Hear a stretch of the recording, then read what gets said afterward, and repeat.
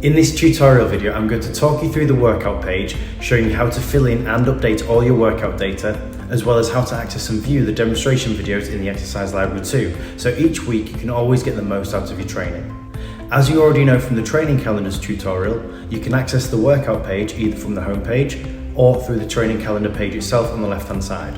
For the purpose of this video, I'm going to do it via the home page. So if I just open up today's workout, at the top of the page you will see a description of the workout telling you everything you need to know about the workout structure, along with any specific instructions you need to be aware of for any of the exercises. Below this, in the workout diary section, you will see all of the days in this challenge that this particular workout is scheduled for. So as you can see here, this workout is scheduled for every Friday in weeks 2 and 3. If you then click on the plus sign, it will open up the actual workout for that particular day.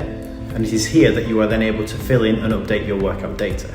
It's worth pointing out that it does remind you which is the current week, both at the top under the workout diary title, and then again here in this text box.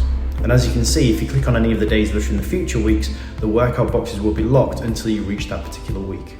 So going back to this week's workout, down the left hand side you will see the order column. This is the numerical order that you need to be completing the exercises in.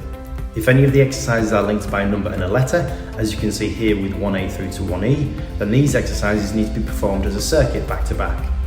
Whenever you see this, just double check the workout instructions at the top of the page so you know exactly how to perform that particular circuit. The next column shows the exercise name along with any particular technique instructions you need to be aware of, as well as the target for that particular exercise. This will be either a repetition target, a time target, or a static hold until failure. Any abbreviations or acronyms you see in this column are always fully explained in the workout description above, so don't worry if you see something you maybe don't understand. Next to every exercise you'll see a red play button, which when you click on will open up the demonstration video showing you how to correctly perform the exercise technique. Regardless of whether you think you know how to perform an exercise or not, I'd strongly recommend that you always watch these videos before you attempt to work out for the first time, because the technique that you know may be different to what I would like you to be doing. From each video pop-up you can also navigate your way through the workout and also fill in your workout data too, but I will come back and explain how you do this later on. For now though, let's go back to the workout diary page by clicking on the X in the corner. The next column along is the rest column. Here you'll see the length of time that you should be resting for after each set of each exercise. Now this will look slightly different depending on whether or not the exercise is to be performed individually or as part of a circuit. For individual exercises, you'll simply see the time that you need to be resting for. But when exercises are grouped together as a circuit, it will appear one of two ways.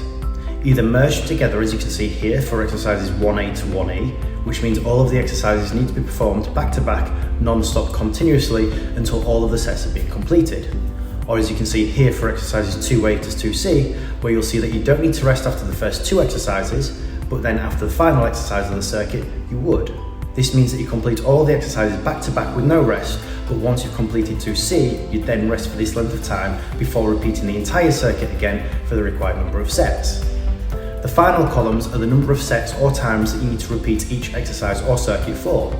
You only ever need to complete and update the cells that are coloured white.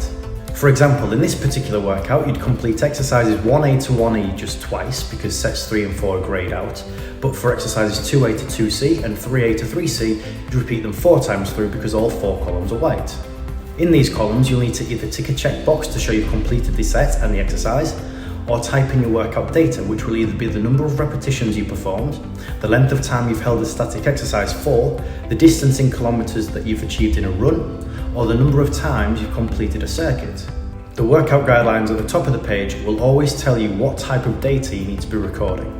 Now when it comes to actually filling in and saving your workout data, there are two ways you can do this. You can either use this workout diary page, as I've just shown you, filling in all of the workout data for each set and each exercise, and then clicking Save Workout at the bottom, or you can do it through the video pop-up boxes that I'm going to show you now.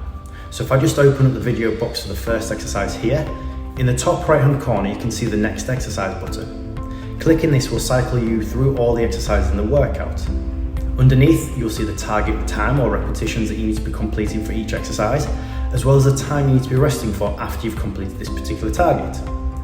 Below that, you'll see the boxes for each set you need to be either ticking off or filling in with your workout data. And then at the bottom in this yellow box, you'll see a recap of all the workout guidelines that were at the top of the previous page. So for this particular workout, you can see from the workout notes below and the fact that the exercise is labelled with a number and a letter that this exercise is to be performed as part of a circuit.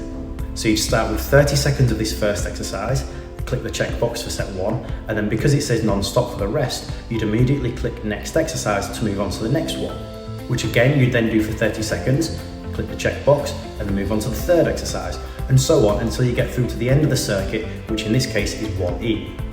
Then here in this green box you'll see a reminder telling you to repeat this circuit the number of times required. To get yourself back to the first exercise of the circuit again, all you need to do is click on View 1A underneath where it says Next Exercise. Then you simply work your way through the full circuit again, this time ticking all of the boxes for set 2. Then when you reach 1E again, you'd click Next Exercise to move forward in your workout, which in this case is a second circuit of 2A to 2C. Keep doing this until all of the boxes are filled in for all of the sets of each exercise. Then at the end of your workout, simply click Finish to save everything. It's worth mentioning at this point that if at any time you click off this pop-up box or click the X in the top right corner, any data you have entered so far may be lost. So if for any reason you need to leave this screen, make sure you always click Finish even if you haven't completed the full workout, because you can always go back in and continue updating your workout data later if needed. It's entirely up to you which method you use to fill in your workout data. However, if you're doing a workout for the first time or you're unsure of any of the exercise techniques, I'd maybe suggest you do so through the video pop-up boxes, as the technique videos are easy to access and quicker to view. And then as soon as you begin to feel more comfortable with the techniques, go back to using the workout diary page as I showed you before. Either way, always remember to click Save or Finish when you end a workout to make sure your training data is always logged.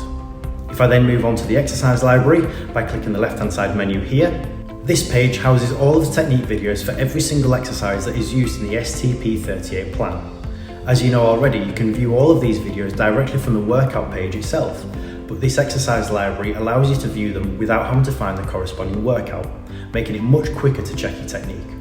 Plus, there is even a filter at the top of the page that allows you to view exercises based on the type and body part, making it much easier to find specific individual exercises.